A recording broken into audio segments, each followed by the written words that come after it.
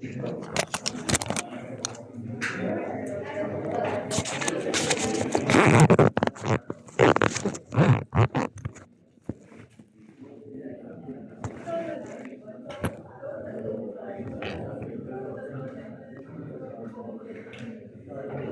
la grabación de las anteriores clases.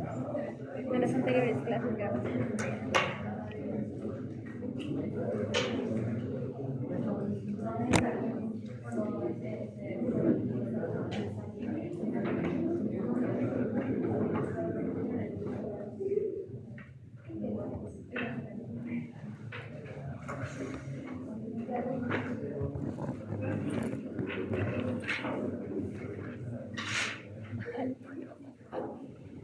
Silenciado, se escucha el sonido de la cámara. Bueno, respecto a los fenómenos que se suceden en todo este proceso de formación del guau y todo eso, entonces este es un resumen muy interesante para que ustedes lo puedan entender. Todo ese proceso de democracia y población empieza cuando hay un paso doble, un paso adicional. Inmediatamente acuden las plaquetas al sitio de la lesión. Luego aparece una sed de fibrina. Fíjense, un entramado con una sed de fibrina, para que en esa sed de fibrina vayan y se peguen los eritrocitos. Se van activando los eritrocitos y entonces se va a formar el coágulo. Obviamente con esa sed pasando los atomitos de los eritrocitos, y posteriormente viene la detección del coágulo cuando ese coágulo es más consolidado, más duro, ya no se puede disgregar fácilmente. En este tiempo, jóvenes, en los 3 a 6 minutos siguientes a la ruptura del paso, toda esta brecha, toda esta lesión, se llena con un coágulo, fíjense, de 3 a 6 minutos.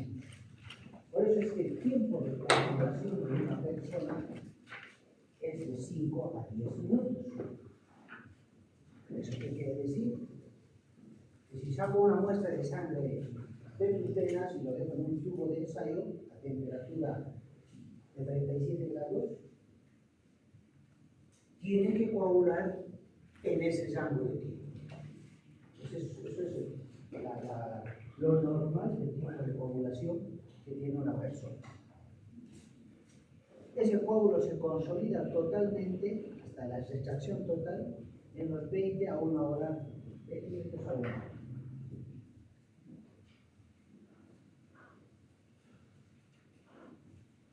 Entonces, si una persona va a ser sometida a un acto quirúrgico, se le pide un perfil coagulativo.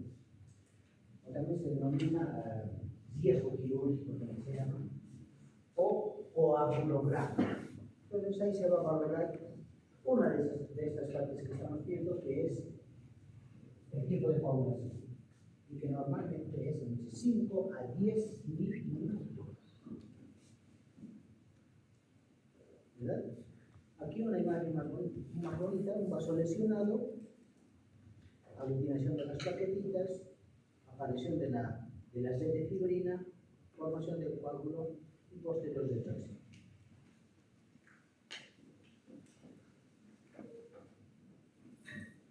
Esto es un mecanismo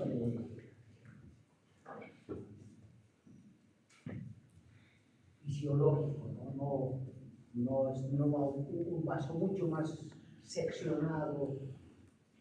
Es difícil que este mecanismo pueda intervenir, ¿verdad? Esto es cuando hay brechas pequeñas,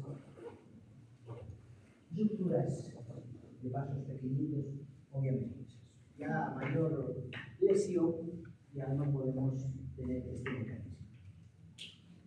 Ahora, si hemos hablado de la sed de fibrina, quiere decir que interviene hay otra proteína que está en el plasma.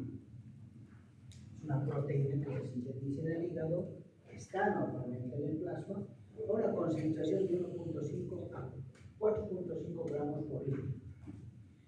Este es uno de los factores importantes de la coagulación, que posteriormente vamos a ver. Es el factor número 1 de la coagulación, que es el fibrinógeno.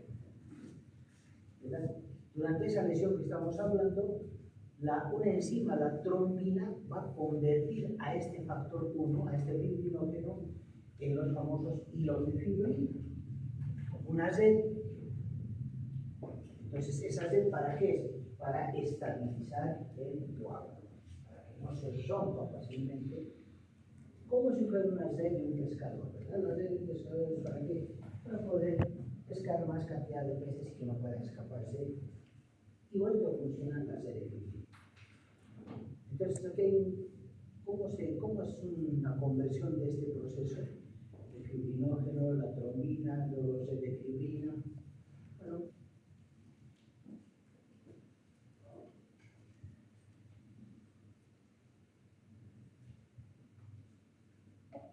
a nosotros lo más importante es que esta Z se tiene que formar sí o sí para poder contener al coágulo.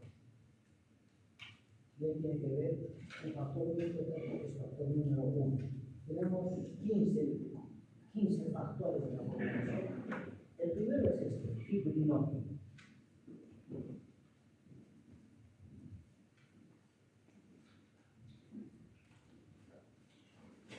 Ahora, este factor de la coagulación número 1, fibrinógeno, lo podemos testear en el laboratorio, ¿verdad? Lo podemos testear y, obviamente, si los niveles están elevados de ese fibrinógeno, pues puede indicar procesos inflamatorios, infecciones a mayor riesgo de trombosis.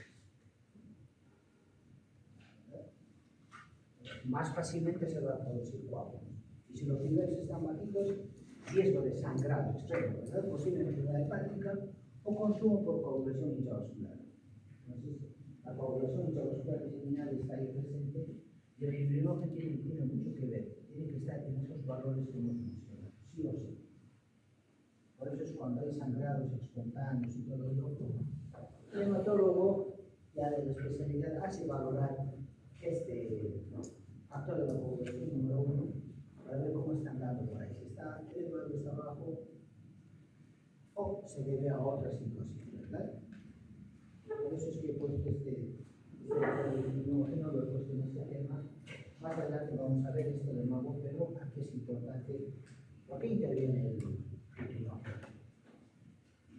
Miren esa serie de fibrina interesante, y obviamente los eritrocitos atrapados ahí, con el único fin de poder formar el coágulo estable. Lo propio de esta infografía, miren cómo es vasodilacionado, ahí está la vasoconstricción que habíamos hablado, formación del tapón plaquetario y la Z de fibrina, el fibrinógeno por ahí y todo.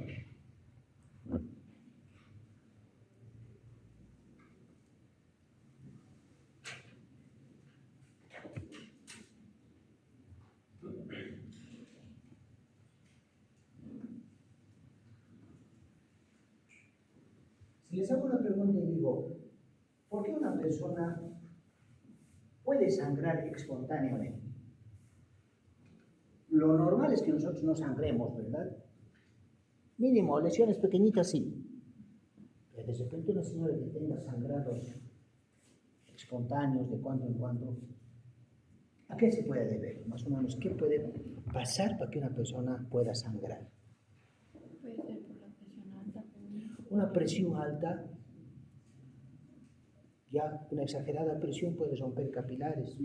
Eso es lo que pasa, ¿no? Acá dispara la presión, se revienta un capilar acá, empieza a sangrar, accidente vasculocerebral, hemorrágico.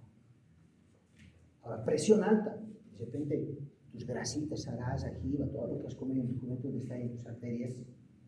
Presión alta, se rompe esa placa ateromatosa, esa placa de grasa que está ahí dentro de la arteria, se rompe, entonces también provoca un sangrado. Eso también es un accidente hemorrágico. Y si se forma un coágulo en esa persona, eso es un accidente vascular, pero de tipo isquémico, porque el coágulo ha tapado, ahí se ha quedado el coágulo, no pasa oxígeno a este lado y la persona queda con la famosa embolia, ¿verdad?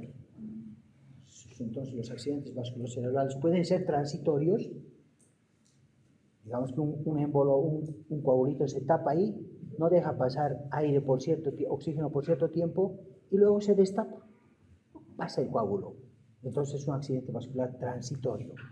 Y el paciente puede tener adormecimiento, parestesias, incluso puede perder el habla momentáneamente y luego recupera. Pero el cuerpo avisa, ¿no?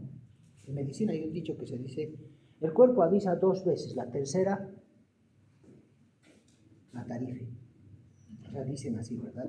O sea, te puede dar un accidente transitorio, pero la próxima te va a dar un accidente vascular tal cual. Y puedes terminar sin hablar, sin caminar.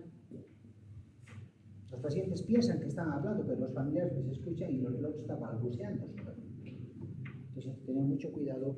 Y por eso les pregunto, ¿qué pacientes son propensos a formar coágulos? Hipertensos, bien. ¿Qué más? Lo que les venga a la mente. Puede formar coágulos en una persona. Si ustedes no vienen clases, puede estar entrando en proceso coagulante. No es igual. Atención. No, tiene más riesgo. Las infecciones virales, ¿verdad? Las infecciones virales con el caso de SARS-CoV nos llevaron a una coagulación intravascular. Pacientes que tienen varices, ¿han visto alguna vez varices? ¿Dónde está? Pues? Cardiogásicos. Bien. Problemas cardiológicos también. Obesidad. Claro. Obesidad sí. Lleva. O sea, son factores de riesgo, ¿no? Tabaco, sedentarismo. Eso es. Entonces hay muchos factores de riesgo que pueden hacer pensar que la persona puede hacer coágulos en algún momento. Y se forman los coágulos. Entonces, ¿qué ha pasado en esa persona? Esa infección, ese estado patológico que tiene la persona de larga data, va a alterar de alguna manera este proceso. Y se van a formar coágulos, microcoágulos, que fácilmente se pueden enclavar en una arteria cerebral.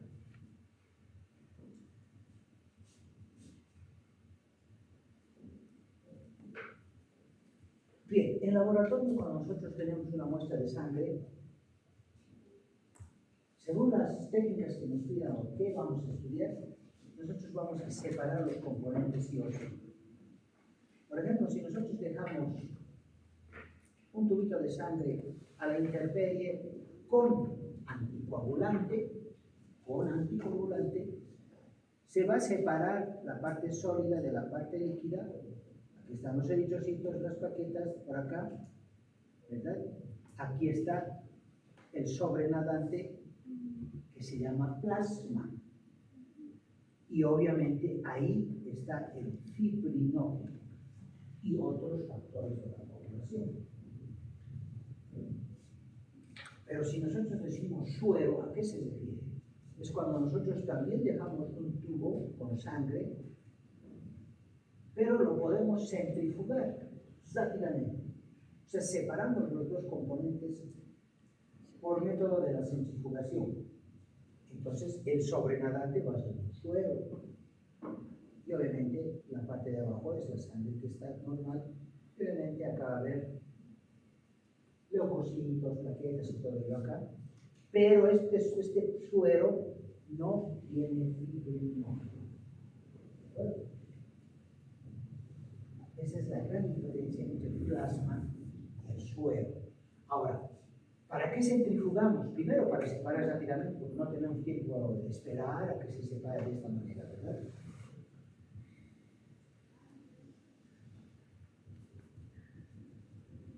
No nos da mucho tiempo. Entonces, ¿qué es lo que hacemos? Lo separamos rápidamente, pero gracias a la centrifugación, mínima cantidad de eritrocitos se van a quedar en el sobrenadante. Mínima cantidad. Cosa que ese suero es más limpio, más transparentito, más mejor al trabajar todas las pruebas laboratoriales, ¿verdad? Mientras acá hay todavía cualquier cantidad de eritrocitos sobrenadando. Por eso es que cuando necesitábamos plasma convaleciente, plasma de un, decían, plasma en cuerpos, ¿verdad? Necesitaba transfundir a ese paciente. No le podías transfundir este plasma ni este suero, no se podía transfundir. ¿Pero por qué? Porque precisamente aquí hay muchos eritrocitos y podías provocar una reacción de incompatibilidad del paciente. Lo propio con este suero. Entonces ahí vino un procedimiento que recién se dio a conocer por estos lugares que había mucho más antes, que es la plasmaféresis, que es una ultrafiltración de este suero o plasma, cosa que no pasa en ningún eritrocito. Y de esa manera podías poner ese plasma rico en anticuerpos de un paciente de grupo A un grupo B o del grupo B al grupo A, sin problema. No hay problema. Entonces la plasmaféresis es ese proceso para poder separar adecuadamente la parte sólida de la parte líquida de la sangre. Bueno,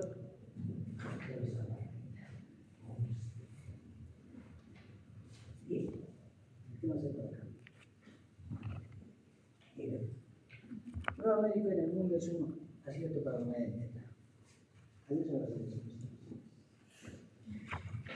Luego, varias sin que conocemos.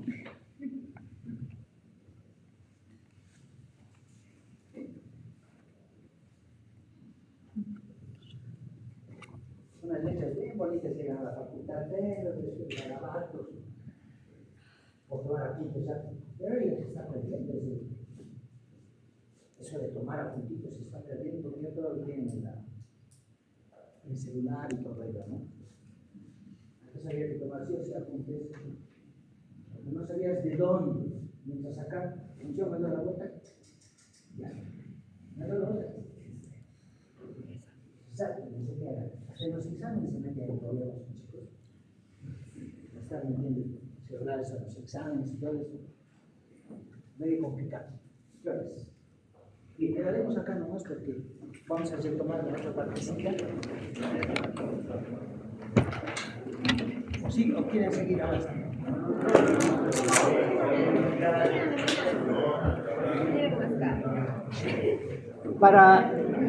Antes que se vayan, jóvenes, quiero contarles este casito clínico que es muy necesario para que ustedes lo tengan presente en la casa, en algún lugar, ¿verdad?